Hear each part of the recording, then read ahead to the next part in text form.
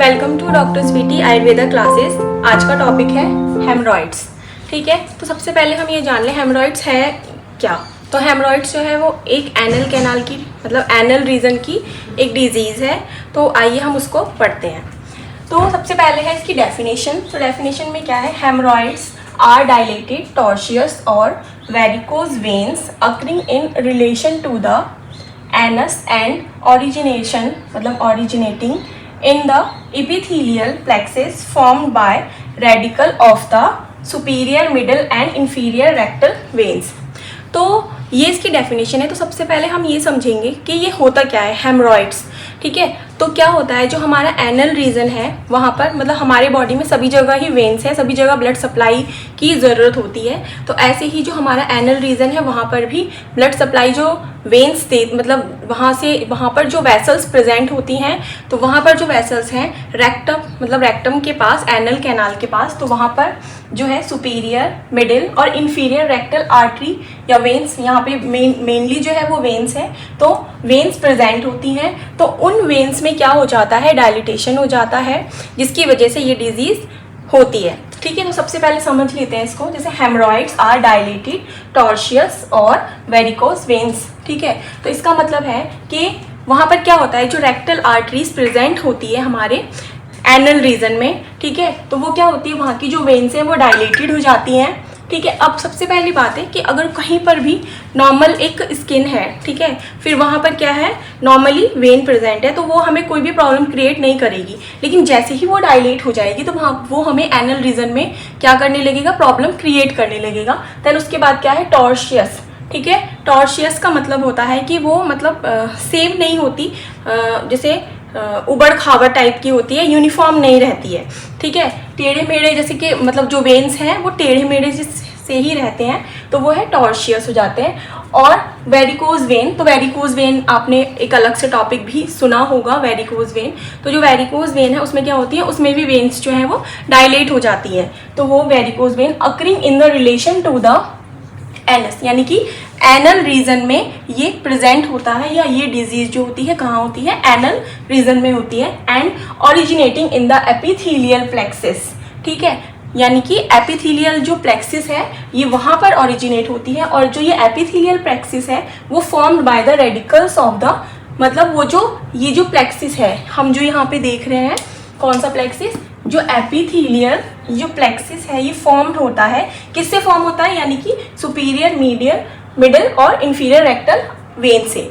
ठीक है, तो ये जो ओवरऑल ये हमें बताना चाहता है हेमरॉइड्स होता क्या है, इसकी डेफिनेशन पर्टिकुलर, बस आप लोगों को कंफ्यूज नहीं होना है, सिर्फ समझना है कि जो रेक्टल रीजन रेक्टम मतलब एनस में ये डिजीज़ होती है, तो वहाँ पर जो वेन्स प्रेजेंट होती हैं सुपीरियर मिडिल और इन्फीरियर रेक्टल आर्टरी, तो वो क्या करती हैं, वो जो होती हैं वो डायलेटेड हो जाएंगी, वहाँ पर जो वेन्स प्रेजेंट है वो क्या होंगी, डायलेटेड हो जाएंगी, टॉर्शियस हो जाएंगी, और वो क्या करेंगी, इस डिजीज़ को कॉज करेंगी। ठीक है, आइए अब हम इसकी इटियोलॉजी देखते हैं। नेक्स्ट है हमारा इटियोलॉजी।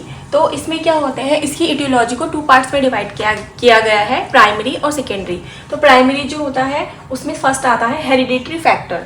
ठीक है, तो यानी कि कई लोगों में जो होता है ये हेरिडिटरी यानी कि जन्म से भी हो सकता है। क्यों हो सकता है, क्योंकि वहाँ पर जो है वॉल्व वीकनेस प्रेजेंट होती है, यानी कि कॉन्जेनाइटली जो है वॉल्व्स जो है अगर वीक्स रहती है तो ये हमें मतलब हेरिडिटरी यानी कि पेरेंट्स से बच्चों में भी मिल सकता है।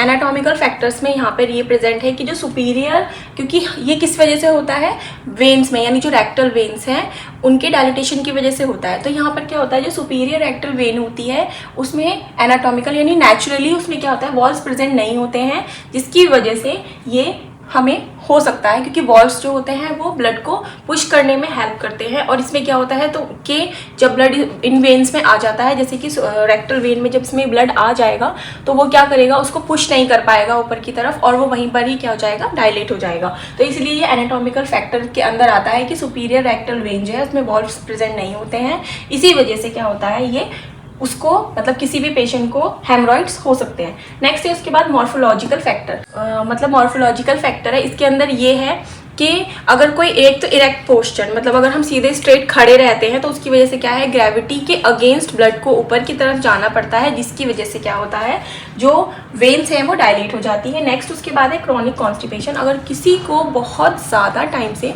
कॉन्स्टिपेशन हो रहा है, ठीक है, तो जब किसी को कॉन्स्टिपेशन होता है तो क्या होता है कि वो जो होता है ना, जोर लगाता है, यानी कि स्टेयरिंग करता है स्टूल को पास करने के लिए, क्योंकि उसका स्टूल जो होता है वो कैसा हो चुका है, हार्ड हो चुका है, तो वो इजीली बाहर नहीं आता है। तो जिसकी वजह से जब वहाँ पर प्रेशर लगाया जाता है, उसकी वजह से एक तो वहाँ पे क्या है, वॉल्व्स भी जो है वो जैसे सुपीरियर रेक्टल वेन है उसमें वॉल्व्स प्रेजेंट नहीं है, तो अगर वहाँ पे हम और ज़्यादा क्या करेंगे, पुश करेंगे या और ज़्यादा वहाँ पर जोर लगाएंगे, तो वहाँ की जो वेन्स हैं वो और ज़्यादा डायलेट हो जाएंगी, तो धीरे धीरे डायलेट होती जाती हैं और वहाँ पर जोर लगता है। तो इसीलिए अगर किसी को क्रॉनिक कॉन्स्टिपेशन है तो उसको भी क्या हो सकता है, हेमरॉइड्स हो सकता है।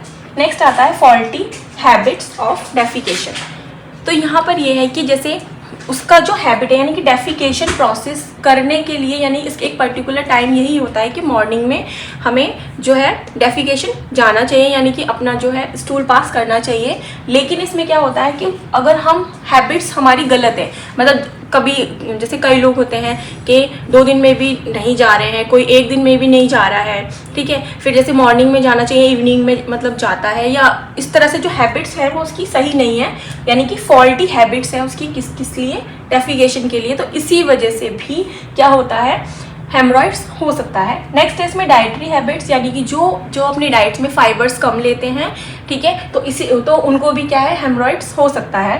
नेक्स्ट है इसमें, क्योंकि अगर फाइबर्स हम कम लेंगे तो उनको कॉन्स्टिपेशन हो जाता है, ठीक है, अगर फाइबर्स डाइट में कम होते हैं तो कॉन्स्टिपेशन डेवलप होगा और जिसकी वजह से क्या होगा, वेन्स डायलेट होंगी।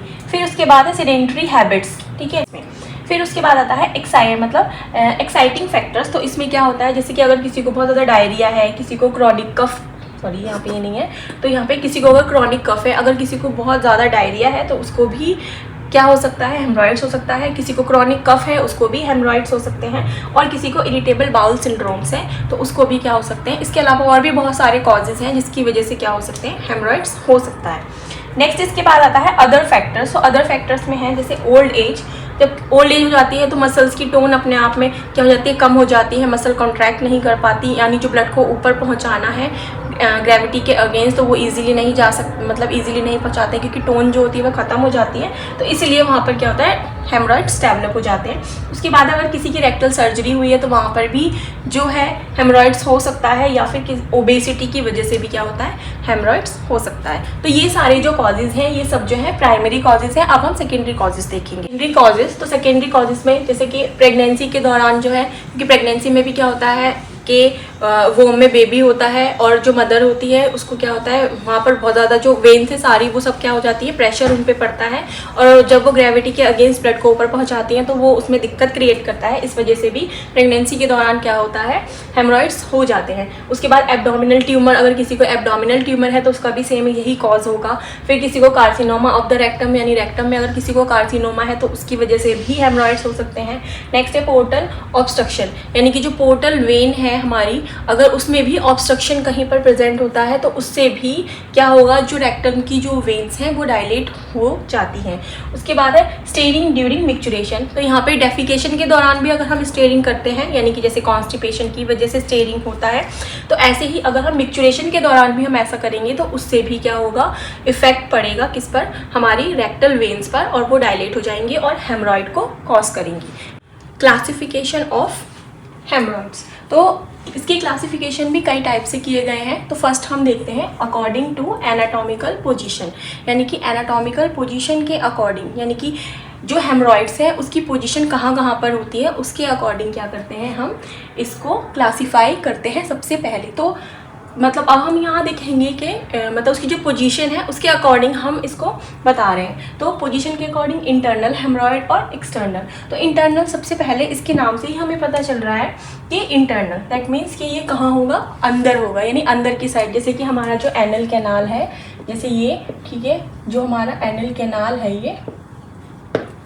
यहाँ पर ये क्या होगा, थोड़ा सा अंदर की साइड में होगा। इसका डायग्राम हम अभी अच्छे से देखेंगे तो क्या होगा, थोड़ा अंदर की साइड में होगा तो वो इंटरनल है, और जो थोड़ा बाहर की साइड होगा वो एक्सटर्नल हेमरॉइड है। तो इंटरनल हेमरॉइड बोलेंगे किसे, इसमें जो है lies within the anal canal and covered by mucus membrane. ठीक है, तो जो हमारा पूरा जीआईटी है उसके वो अंदर से म्यूकस मेम्ब्रेन उसके अंदर रहती है। तो यहाँ पर क्या होगा, जो with in the anal canal यानी कि एनल कैनाल के अंदर की तरफ रहेगा, और साथ ही साथ में and covered by mucus membrane. और ये जो अंदर वाला जो इंटरनल हेमरॉइड होगा वो किससे कवर्ड रहेगा, स्किन से, यानी जो म्यूकस मेम्ब्रेन है उससे क्या रहेगा, कवर्ड रहेगा, क्योंकि अब अंदर की तरफ है।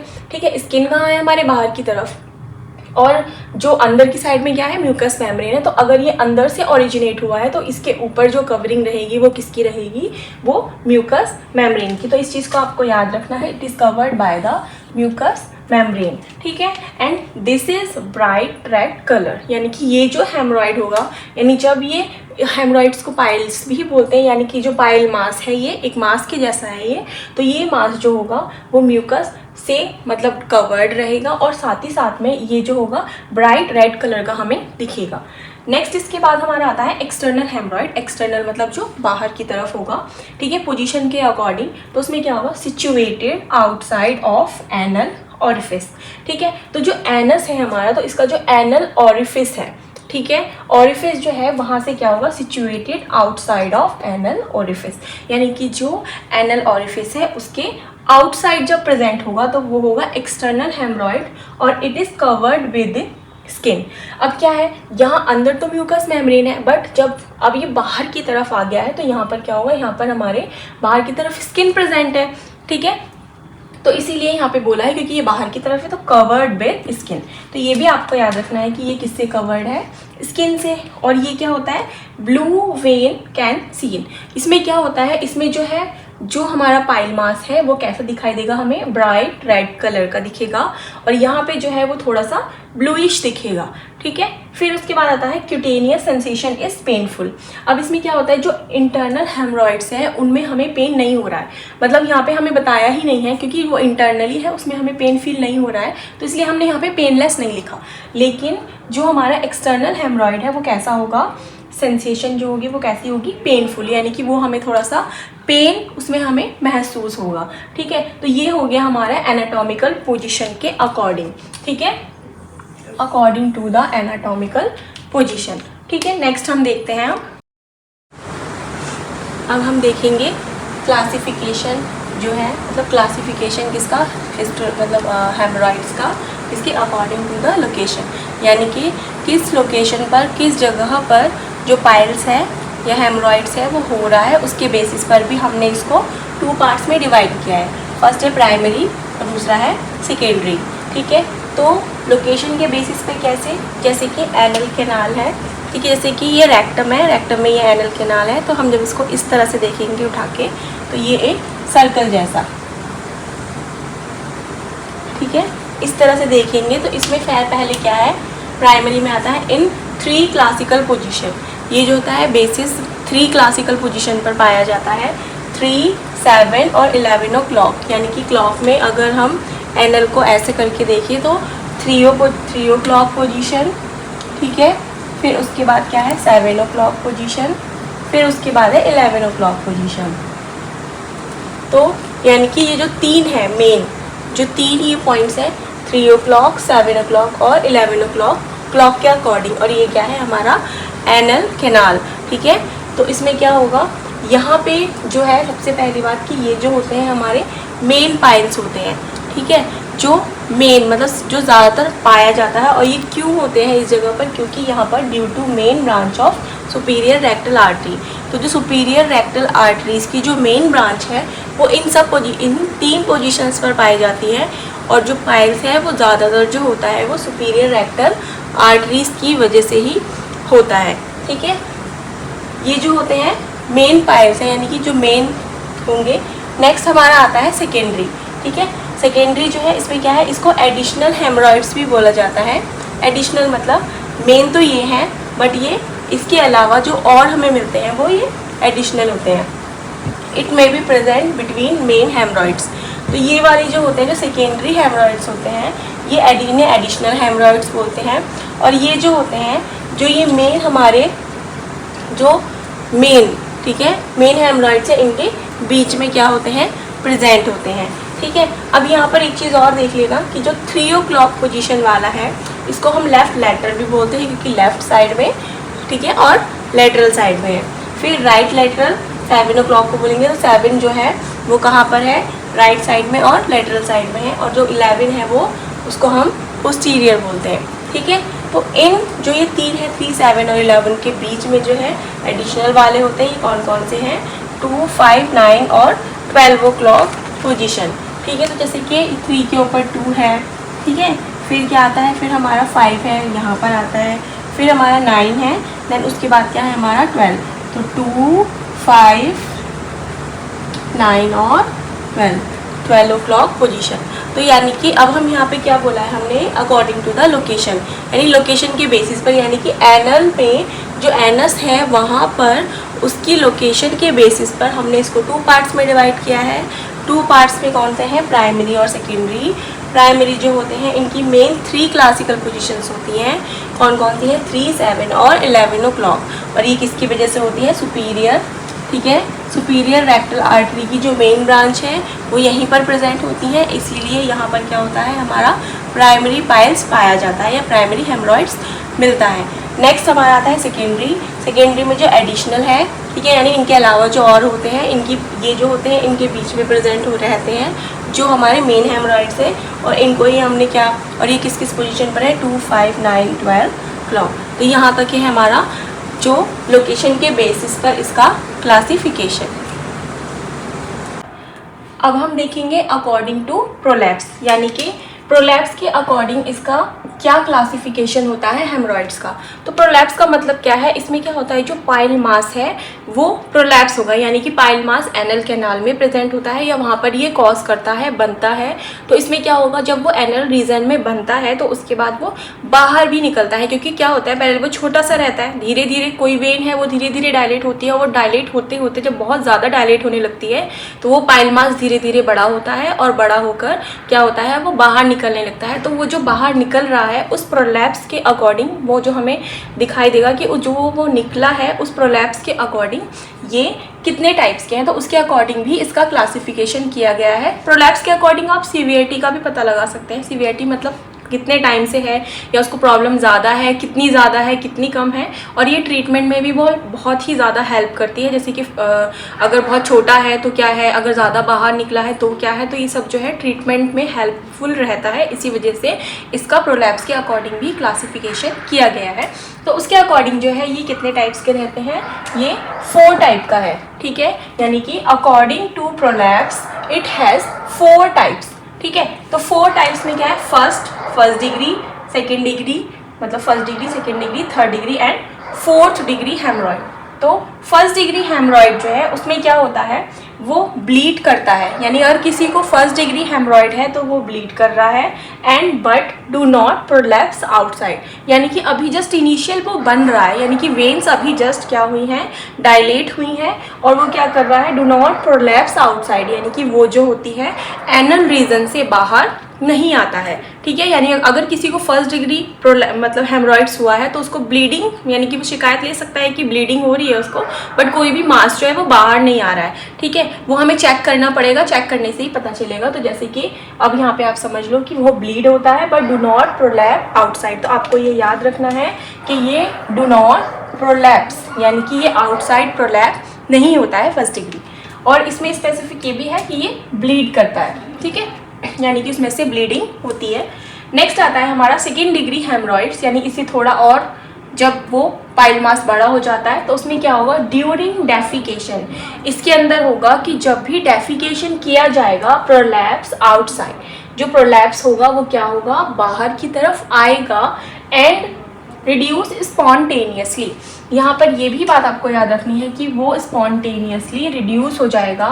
तो कहने का मतलब ये है कि इसमें होगा ये कि जब पेशेंट नॉर्मल कंडीशन में है, यानी कि वो नॉर्मली बैठा हुआ है या कुछ भी वर्क कर रहा है, तो उस टाइम पर वो पाइल मास एनल रीजन के अंदर ही प्रेजेंट रहता है। है ना। फिर क्या होगा, जब वो ड्यूरिंग डेफिकेशन यानी कि जब वो डेफिकेशन प्रोसेस कर रहा होगा तो उस दौरान वो पाइल मास कहाँ आ जाएगा, आउटसाइड यानी कि बाहर की तरफ आएगा, और पेशेंट जो है वो उसको यानी जिसको भी हेमरॉइड हुआ है वो उसको फील कर सकता है। लेकिन इसमें क्या होगा, जब वो डेफिकेशन नहीं कर रहा होगा तो स्पॉन्टेनियसली वो रिड्यूस भी हो जाएगा, यानी अपने आप ही वो अंदर भी चला जाएगा। तो ये होता है हमारा सेकेंड डिग्री हेमरॉइड। नेक्स्ट इसमें आता है थर्ड डिग्री हेमरॉइड। तो थर्ड डिग्री में क्या होगा, यहाँ पर पाइल मास बाहर आ रहा था बट स्पॉन्टेनियसली ही रिड्यूस हो जा रहा था, खुद ही अंदर चला जा रहा था। तो यहाँ पर ऐसा नहीं होगा, यहाँ पर होगा ये कि ड्यूरिंग डेफिकेशन यानी जब डेफिकेशन हो रहा है या डेफिकेशन प्रोसेस किया जा रहा है तो उस दौरान प्रोलैप्स आउटसाइड वो बाहर निकलेगा and needs pushing back manually. यहाँ पे क्या हो रहा था, वो रिड्यूस यानी अपने आप ही अंदर चला जा रहा था, बट यहाँ पर क्या होगा, नीड्स हमें ज़रूरत होगी पुशिंग बैक मैनुअली, यानी कि हमें हाथ से उसको खुद ही अंदर डालना पड़ेगा, वो खुद ब खुद अंदर नहीं जाएगा। उसको अंदर करने के लिए हमें मैनुअली अपने हाथ को यूज़ करना पड़ेगा। ठीक है, तो वो इस टाइप का जो पाइल मास होता है वो थर्ड डिग्री हेमरॉइड, यानी कि वो जो जिस कैटेगरी में आता है वो होता है थर्ड डिग्री हेमरॉइड। नेक्स्ट इसके बाद आता है फोर्थ डिग्री हेमरॉइड। तो ये जो होते हैं ये परमानेंटली ही प्रोलैप्स आउटसाइड, यानी कि ऑल टाइम, यानी कि ये बहुत ही सीवियर टाइप का हो गया कि पाइल मास इतना ज़्यादा बढ़ चुका है कि वो अंदर जा ही नहीं सकता, अंदर जा ही नहीं रहा है, वो हमेशा ही बाहर रहेगा। उसको आप पुश करके भी या जो भी पेशेंट है वो उसको पुश करके अंदर नहीं कर सकता है, वो परमानेंटली ही क्या रहेगा, बाहर रहेगा। ठीक है, तो आपको ये चीज़ें याद रखनी है कि फर्स्ट वाले में जो है डू नॉट प्रोलैप्स, मतलब प्रोलैप्स नहीं होगा, फर्स्ट वाले में प्रोलैप्स नहीं होगा, बाकी सभी में प्रोलैप्स है। फिर इसमें क्या है, जब बाकी सब में प्रोलैप्स है तो जो फर्स्ट वाला है उसमें वो मैनुअली यानी खुद ही अंदर चला जा रहा है सेकेंड डिग्री में, थर्ड डिग्री में उसको मैनुअली हाथ से अंदर डालना पड़ रहा है, बट फोर्थ डिग्री में वो अंदर जाएगा ही नहीं। तो इन बातों को आपको ध्यान रखना है। ठीक है, तो ये हो गए हमारे प्रोलैप्स के अकॉर्डिंग इसका क्लासिफिकेशन। ठीक है, अब इसके क्लिनिकल फीचर्स को हम देखते हैं। फर्स्ट जो है इसमें क्या है, ब्लीडिंग। ठीक है, तो जो ब्लीडिंग है हमने देखा था कि जब हमने इसमें जो डिग्री के अकॉर्डिंग या प्रोलैप्स के अकॉर्डिंग देखा था, तो जो फर्स्ट डिग्री था उसमें क्या था, ब्लीड कर रहा था, और जो फर्स्ट डिग्री होता है वो अर्ली स्टेज होता है। तो in early stage bright red colour में अपीयर, यानी कि जब अर्ली स्टेज रहती है तो उस टाइम पर ब्राइट रेड कलर जो है वो हमें दिख सकता है। नेक्स्ट है इसमें प्रोलैप्स। ठीक है, प्रोलैप्स जो होता है वो लेटर सिम्टम है।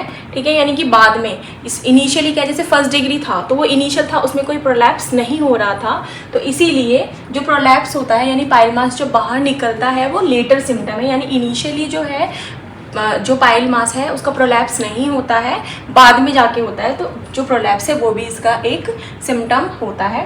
नेक्स्ट है इसमें पेन जो होता है वो हो भी सकता है, नहीं भी हो सकता है, it is not a characteristic, मतलब हम नहीं कह सकते हैं कि किसी को हेमरॉइड है तो उसको पेन ही होगा। जैसे हमने आज उसमें देखा था कि जो एक्सटर्नल पाइल मास था, जब हमने उसके एनाटॉमिकल पोजीशन के अकॉर्डिंग देखा था तो उसमें क्या था, एक इंटरनल था एक एक्सटर्नल था। तो जो एक्सटर्नल वाला था उसमें स्किन इन्वॉल्व थी, तो स्किन इन्वॉल्व थी इस वजह से वहाँ पर पेन भी हमें दिख रहा था। तो ऐसे ही हम बोल सकते हैं कि इसमें पेन भी जो है हो सकता है, but that is not a characteristic feature.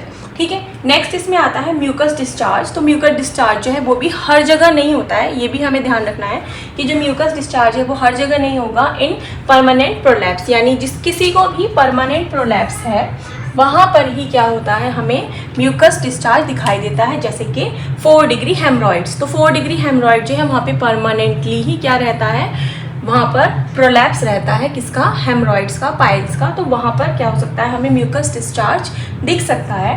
Next आता है प्यूराइटिस एनिंग, मतलब जो एनल रीजन है वहाँ पर क्या है, हमें प्यूराइटिस यानी खुजली, ईचिंग हो सकती है। तो वो क्यों होती है, तो वो जो होती है कॉज्ड बाय म्यूकस डिस्चार्ज, यानी कि जहाँ पर भी जिस भी पाइल मास में म्यूकस डिस्चार्ज हो रहा है वहाँ पर ही हमें क्या दिखाई देगा, प्यूराइटिस एनाई। फिर उसके बाद आता है एनीमिया, क्योंकि इसमें क्या होता है, जैसे इसमें अगर ब्लीडिंग बहुत ज़्यादा हो जा रही है तो उसमें क्या हो जाता है, जो पर्सन है उसमें एनीमिया भी क्या हो सकता है, डेवलप हो सकता है। तो ये इसके मेन कुछ क्लिनिकल फीचर्स हैं, ठीक है, जिनको हमें ध्यान रखना है। बाकी हमें सबसे मेन जो है इसके जो क्लासिफिकेशन के अकॉर्डिंग इसका ट्रीटमेंट जो है मेनली किया जाता है, और ये इसके कुछ क्लिनिकल फीचर या सिम्टम्स, हमें साइन और सिम्टम्स हम देख सकते हैं। अब हेमरॉइड्स में हम इसको जो डायग्नोस करने के लिए कि अगर किसी को सिम्टम्स आ रहे हैं तो हमें कैसे डायग्नोस करना है कि उसको क्या है, पाइल्स हुआ है या उसको हेमरॉइड हुआ है, तो उसके लिए हमारे पास कुछ पॉइंट्स हैं, जैसे कि इंस्पेक्शन हमें पहले देखना है, उसका जो एनल रीजन है उसको हमें देखना है और उससे हमें पता लगाना है डायग्नोसिस करने के लिए। नेक्स्ट है पाल्पिटेशन, पैल्पेट करके भी हमें देखना है कि वहाँ पर क्या है, पाइल्स हुआ है या नहीं है, या हेमरॉइड है तो कैसा है, अगर मतलब है तो क्या है, और किस स्टेज में है। नेक्स्ट है प्रोक्टोस्कोप। ठीक, प्रोक्टोस्कोप एक इंस्ट्रूमेंट है जिसके द्वारा क्या होता है, हम पाइल मास को देखते हैं। नेक्स्ट आता है सिग्मोइडोस्कोपी। तो सिग्मोइडोस्कोपी भी एक तरीका है जिसके द्वारा हम इस पाइल मास को देख सकते हैं कि कैसा हेमरॉइड हुआ है, और अगर है तो कैसा है, और अगर मतलब है या नहीं है, या है तो कैसा है। ठीक है, अब इसके कॉम्प्लिकेशन देखते हैं, यानी कि अगर पाइल मास का ट्रीटमेंट ना किया गया तो फिर ये कितनी कॉम्प्लिकेटेड हो सकती है, या इनिशियल स्टेज पर अगर हमें इसका नहीं पता चला है तो ये आगे चलकर क्या क्या कॉम्प्लिकेशंस क्रिएट कर सकती है। तो देखो कॉम्प्लिकेशंस में इसमें फर्स्ट आता है प्रोफ्यूज ब्लीडिंग। इसमें बहुत ज़्यादा एक्सेस क्वांटिटी में ब्लीडिंग भी हो सकती है। नेक्स्ट है स्ट्रैंगुलेशन, इसमें स्ट्रैंगुलेशन भी हो सकता है। थ्रोम्बोसिस का फॉर्मेशन भी हो सकता है, इसमें अल्सरेशन भी डेवलप हो सकती है। नेक्स्ट है गैंग्रीन फॉर्मेशन, यानी गैंग्रीन का भी फॉर्मेशन हो सकता है। फिर फाइब्रोसिस भी हो सकता है। फिर पेरी एनल एप्सिस भी वहाँ पर हो सकता है, यानी एनल रीजन के चारों तरफ क्या हो सकता है, एप्सिस प्रेजेंट हो सकता है। एंड सुपुरेशन, यानी कि मतलब एप्सिस फॉर्मेशन अंदर भी हो सकता है, और पेरी एनल रीजन में भी एप्सिस हो सकता है। आगे चल के आप डिजीज़ शायद मतलब आगे चल के क्या हो सकता है, एप्सिस फॉर्म करके ये फिस्टुला का भी फॉर्मेशन कर सकता है, यानी कि हेमरॉइड प्लस फिस्टुला। ठीक है, तो वो जैसे अगर एनल रीजन की चारों तरफ एप्सिस होगा या अंदर कहीं पर भी सुपुरेशन हो चुका है, यानी कि एप्सिस फॉर्मेशन हो चुका है, तो वो अपने रूट्स बनाने लगेगा, तो आगे चल के ये जो है फिस्टुला का भी फॉर्मेशन कर सकता है। तो इसके जो कॉम्प्लिकेशंस ये सारे प्रेजेंट हो सकते हैं अगर इसका ट्रीटमेंट ना किया गया। ठीक, अब है हेमरॉइड्स का मैनेजमेंट। ठीक है, तो इसके मैनेजमेंट को जो है 4 कैटेगरी में, मतलब हमने इसके 4 स्टेप रखे हैं। इसमें इसके 4 स्टेप होते हैं। एक है प्रिवेंटिव, दूसरा पैलिएटिव, फिर इंजेक्टिव एंड पैरासर्जिकल मेथड्स।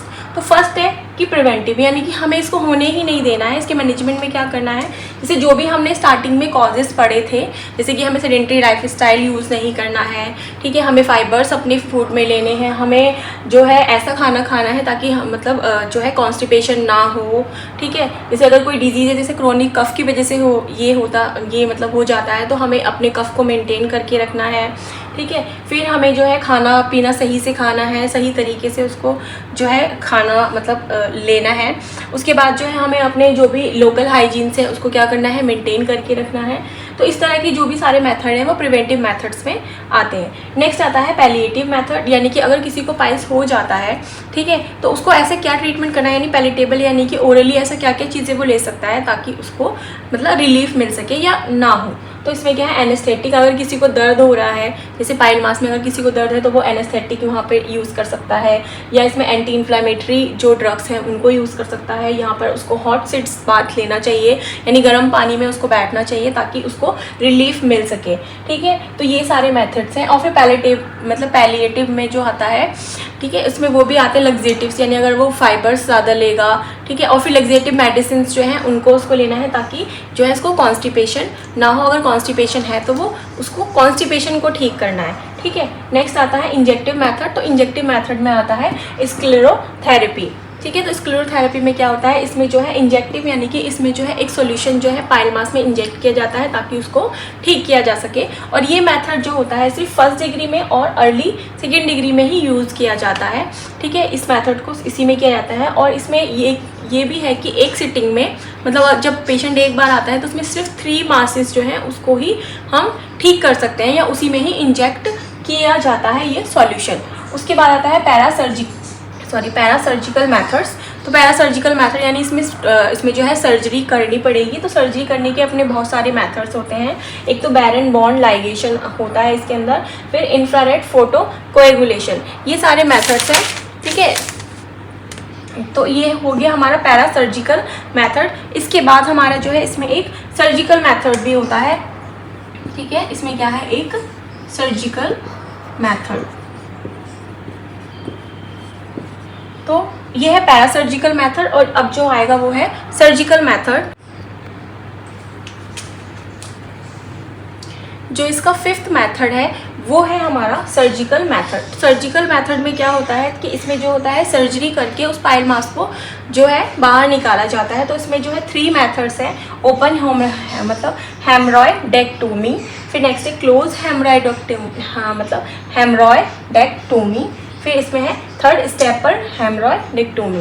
तो इसमें क्या होता है, इसमें जो है इसको सर्जरी के थ्रू जो है पूरा निकाल कर बाहर कर दिया जाता है सर्जरी कर। तो ये जो हो गया हमारा पूरा ओवरऑल क्या है हेमरॉयड, ये पूरा कंप्लीट हो चुका है। ठीक है, अगर इसमें आपको कोई भी प्रॉब्लम है तो आप मुझे कमेंट बॉक्स में पूछ सकते हैं और मेरे चैनल को लाइक शेयर एंड सब्सक्राइब कीजिए। Thank you.